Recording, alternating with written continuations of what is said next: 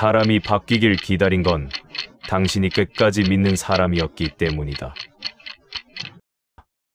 수십 년을 함께 산 배우자가 있습니다.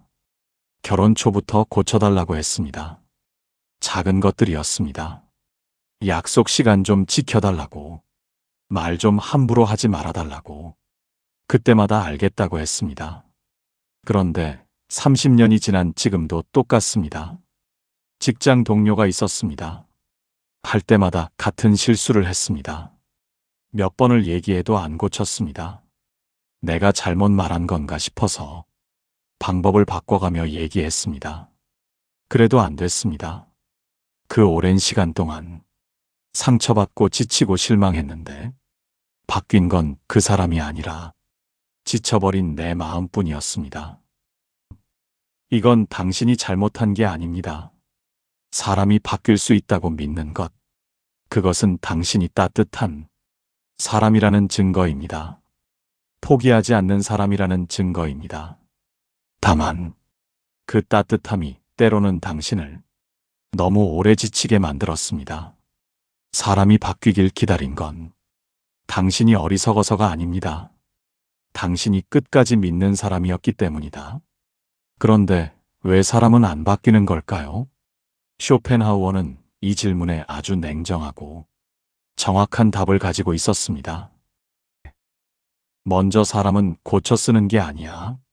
어른들한테 그 말을 들었을 때 우리는 고개를 끄덕이면서도 속으로는 생각했습니다. 나는 다를 거야. 내가 잘 대해주면 바뀔 거야. 그 생각이 틀린 게 아니었습니다. 사랑과 정성으로 사람이 좋아지는 경우도 있습니다. 하지만 우리가 놓친 것이 있습니다. 바뀌는 사람은 원래 바뀔 준비가 된 사람입니다. 내가 무언가를 해줘서 바뀌는 게 아니라 그 사람 스스로가 바뀌고 싶을 때 바뀌는 겁니다. 반대로 바뀌지 않는 사람은 내가 아무리 애를 써도 바뀌지 않습니다. 그건 내 노력이 부족해서가 아닙니다. 그 사람이 바뀔 마음이 없기 때문입니다. 우리는 그 차이를 너무 늦게 배웠습니다. 쇼펜하우어는 여기서 한 발 더 들어갑니다. 왜 인간은 근본적으로 바뀌기 어려운지 그 뿌리를 정확히 짚었습니다. 먼저 어릴 때부터 고집이 센 사람이 있었습니다. 나이가 들어도 그 고집은 그대로였습니다. 주변에서 수십 년을 얘기했는데 달라진 게 없었습니다. 쇼펜하우어는 이렇게 말했습니다. 인간의 성격은 태어날 때부터 이미 결정되어 있다. 교육이나 경험으로 그것을 바꿀 수는 없다. 강하게 들릴 수 있습니다. 하지만 그는 여기서 비관적인 이야기를 하려던 게 아니었습니다. 오히려 반대였습니다. 사람이 안 바뀐다는 걸 알면 우리는 두 가지를 할 수 있습니다. 첫 번째, 그 사람을 있는 그대로 받아들이는 것, 바꾸려는 노력을 멈추고 그냥 그런 사람으로 보는 것. 두 번째, 그 사람에게서 멀어지는 것, 바꿀 수 없다면 내가 거리를 두는 것. 이 두 가지가 사람이 안 바뀐다는 사실을 받아들인 뒤에 우리가 할 수 있는 가장 현명한 선택입니다.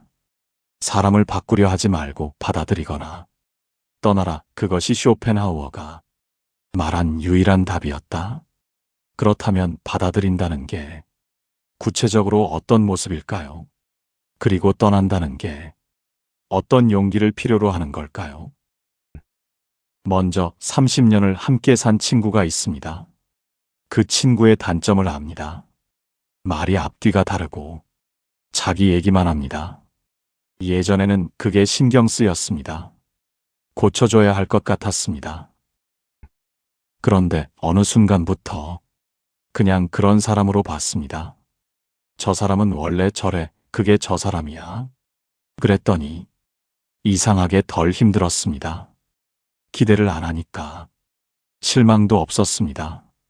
그냥 그 사람의 좋은 부분만 보게 됐습니다. 받아들임은 그 사람을 좋아하는 게 아닙니다. 그 사람을 바꾸려는 마음을 내려놓는 것입니다. 그리고 받아들일 수 없는 사람이 있습니다. 나를 너무 힘들게 하는 사람 곁에 있으면 내가 작아지는 사람, 그런 사람에게는 거리를 두는 것이 가장 현명한 선택입니다. 멀리하는 게 아닙니다. 적당한 거리를 유지하는 것, 그 거리가 나를 지킵니다. 바꾸려는 마음을 내려놓는 것이다. 그런데 바꾸려는 마음을 내려놓는 게 말처럼 쉽지 않습니다. 왜 우리는 그 마음을 내려놓기 어려울까요? 자식이 마음에 안 드는 선택을 했습니다. 내가 보기엔 분명히 잘못된 길인데 말을 해도 듣지 않습니다. 그 답답함의 뿌리가 무엇일까요? 쇼펜하우어는 이렇게 말했습니다. 타인을 바꾸고 싶은 마음은 사실 내 불안에서 나온다고. 저 사람이 저러면 내가 힘들어지니까. 저 사람이 저러면 내가 책임져야 하니까. 저 사람이 저러면 내 체면이 깎이는 것 같으니까. 결국 타인을 바꾸려는 마음은 타인을 위한 것이 아니라 나를 위한 것인 경우가 많습니다. 그 사실을 인정하는 순간 바꾸려는 마음이 조금 느슨해집니다. 저 사람이 바뀌어야 내가 편한 게 아니라 내가 내 마음을 바꾸면 내가 편해질 수 있다는 것. 타인을 바꾸려는 마음은 사실 내 불안이었다.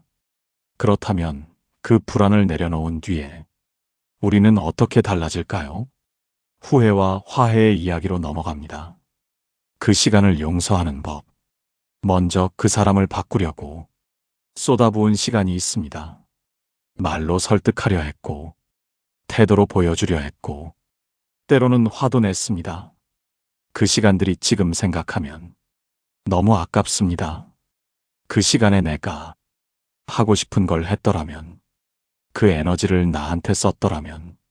쇼펜하우어는 이렇게 말했습니다.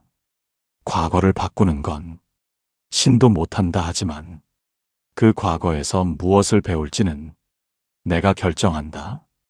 그 시간이 아깝다고 느껴지는 건 당신이 이제 알았다는 뜻입니다.